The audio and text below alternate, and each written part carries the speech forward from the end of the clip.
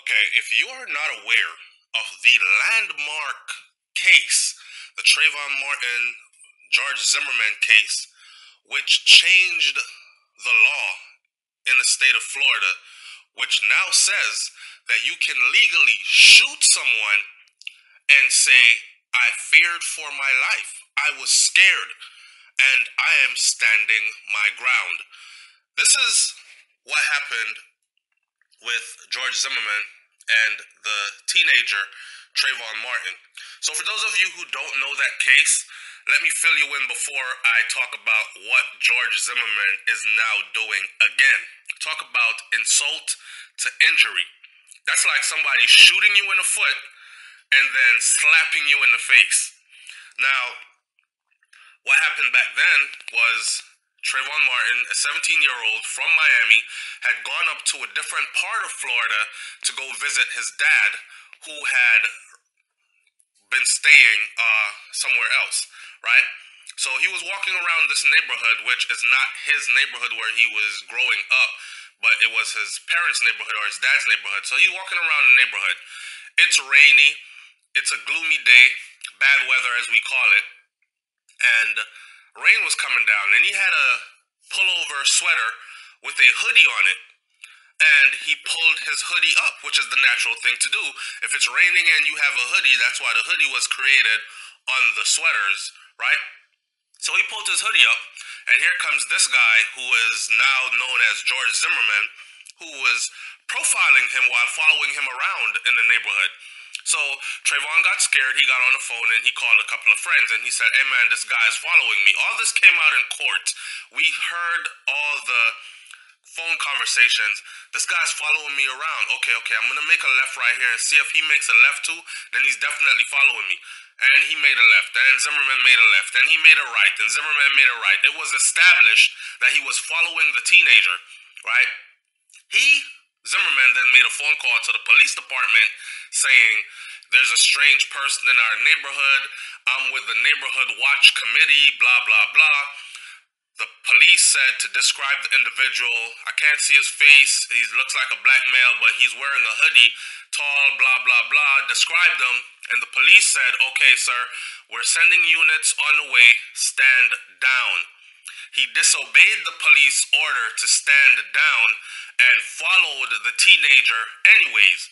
Now, if I were you and I was being followed, or if you were I, or if we were Trayvon and we were being followed, and then we are confronted by the individual that is following us, would you not feel like you are being threatened? So he confronted Trayvon. He went behind some buildings, he cut him off, confronted him, approached him, and a struggle ensued. Okay? Now, when the struggle ensued, I can't imagine anything more than George Zimmerman demanding that Trayvon stand right there until the police gets here, or show me some ID and tell me where you're going and who you're going to see in this complex kind of thing, because he's with the neighborhood watch committee, as he claimed. Remember the police order to stand down. He disobeyed that. Long story short, they took it to court. After he killed this young man, they got into a scuffle, ended up on the ground, wrestling, tussling, and he pulled his firearm and shot the young kid, killing him. They took it to court and they beat it, right? Okay, now fast forward to today. The same person, George Zimmerman, is now suing the parents of this teenager that he killed. And the story says that George Zimmerman is filing a $100 million lawsuit against Trayvon Martin's family and officials that are involved in prosecuting him for the teenager's 2012 killing, after a filmmaker known for conspiracy theories claimed that a key witness in the case was faked, according to a South Florida attorney. Mind you, he's filing this lawsuit based on what a filmmaker who is known for conspiracy theories has said. Anyhow, I think he is after money from books or movies or speaking engagements that the family might have made.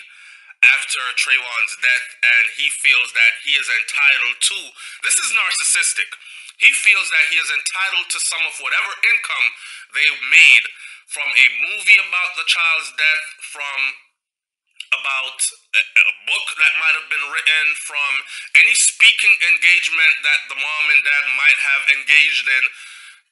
George Zimmerman, feels he is entitled. You murdered their son. You got away with it in court, and now you feel you're entitled to financial gains.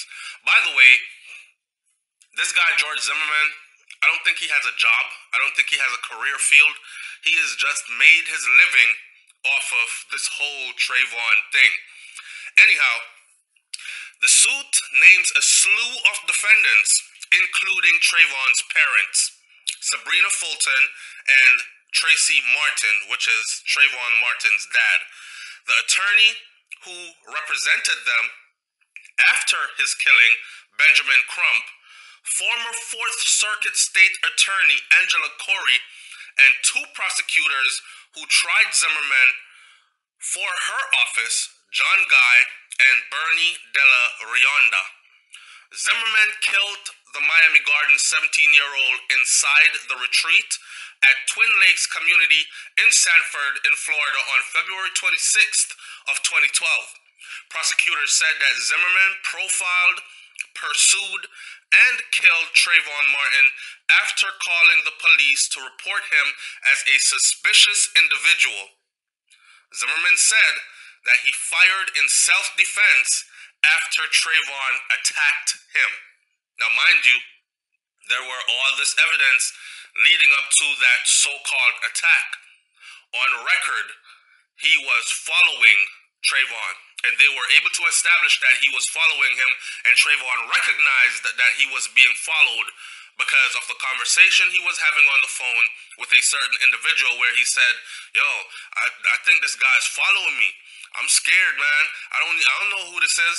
And at the same time, Zimmerman was on the phone with the police, and all these call records were brought into court. Crazy part, Zimmerman got away with this somehow. A lot of us aren't surprised that he got away with it, because Zimmerman, although he looks Spanish, is white. His dad's Jewish, white, Caucasian, and he himself believes that he was so. There was even I believe, some kind of news report that came out that the KKK wanted to make him an honorary member after he had killed Trayvon Martin. And I know for a fact that there was a big scare in, if anywhere else, Florida, South Florida specifically, where we would be telling our children, don't wear your sweater with the hoodie on it. Give me your sweater with the hoodie, I'll keep it. Don't put your sweater with the hoodie on. If it's raining, go seek shelter somewhere. Do not put your hoodie up. Blah, blah, blah. Because people were now scared that their child might be gunned down because they are wearing a hoodie and they're deemed as suspicious. Sad state to be in. Sad state of affairs. So again, Zimmerman killed the Miami Gardens 17-year-old teen, which is Trayvon, inside of a retreat at Twin Lakes Community in Sanford, in Florida, on February 26th of 2012. And prosecutors said that Zimmerman profiled, pursued, and killed Trayvon after Zimmerman said he fired in self-defense after Trayvon attacked him. And I explained to you how that attack might have went, because I am being followed by some strange person who I am suddenly approached by. I want to know, why is it you're following me? While he, Zimmerman, probably wanted to say to Trayvon, I already called the police, you better stand right here until they get here. And he's like, man, F you. Who are you? I'm going about my business. We don't know you around here, sir. Stand right here. And tried to hold on to the teen, and knowing he had his gun and would use it, and the teen, get off me, and started to tussle, and it turned into that. So, filed by Boca Raton attorney Larry Clayman, the suit centers on the claim that Rachel Jeantel, who testified that she was on the phone with Treyvon during his fatal confrontation with Zimmerman, they are now saying that that testimony was a fraud, and it was not her that was on the phone with him. Well, at this point in the game, I don't care if that was her or not her on the phone. The phone record is enough to play. So whether she represented that individual in person in court as a body, the phone record itself was played in court, and that cannot be changed. The suit alleges that Treyvon was on the phone with a different person. This is the technicality that some attorney who was probably trying to gain some kind of publicity for his business, his firm, is now digging up. The suit alleges that Treyvon was on the phone with a different person, Brittany Diamond Eugene. Both Jeantel and Eugene are also named as defendants in this suit. Defendants instituted, ordered, commanded, conspired, and cover up the illegal substitution of defendant Eugene, a legitimate phone witness, to the days, hours, weeks, and minutes before the death of Treyvon Martin, with defendant Jeantel, an imposter and fake witness who told a made-up, made-to-order, false storyline to prosecutors in order to cause Zimmerman to be arrested, tried, and convicted for second-degree murder and sentenced to life in prison. This is what the suit says. Now, mind you, he was never sentenced to any life in prison. He walked away. Anyhow, the suit indicates it is being filed in Polk County Circuit Court. It did not yet appear in an online docket, as out of about noon Wednesday, today is Thursday, claimant announced a press conference to be held Thursday in Coral Gables. So today, they are going to be holding a press conference. All the media, they're seeking all the media spotlight. I mean, if you're going to file a suit, you go ahead and file your suit, right? But you have to hold a press conference. And like I said, this is all about publicity.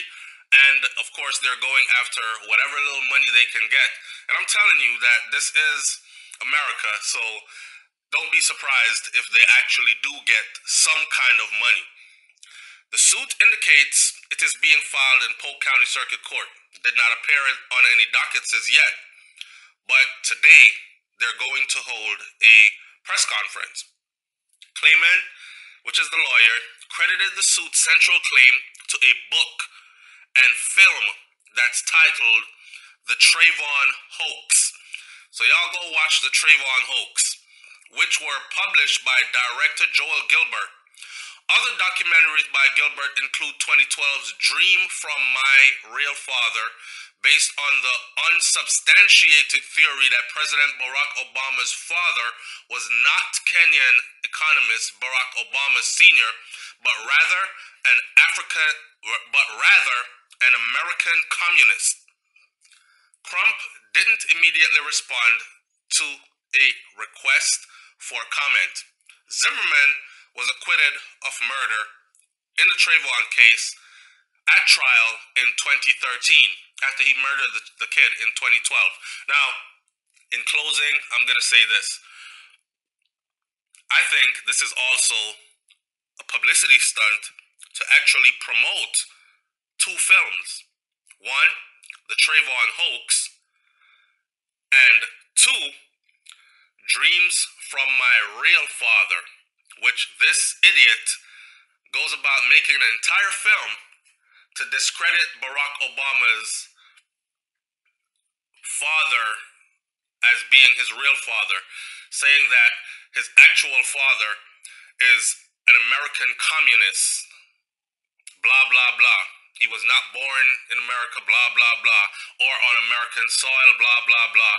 He was chosen, and a bunch of madness, foolishness. I think this is a ploy to actually promote these films as well. Leave your comments in the comment section below. Tell me what you think about this one. It's SoFlo TV, man. Here on Brainflotv. Make sure you subscribe. I'm out. Peace.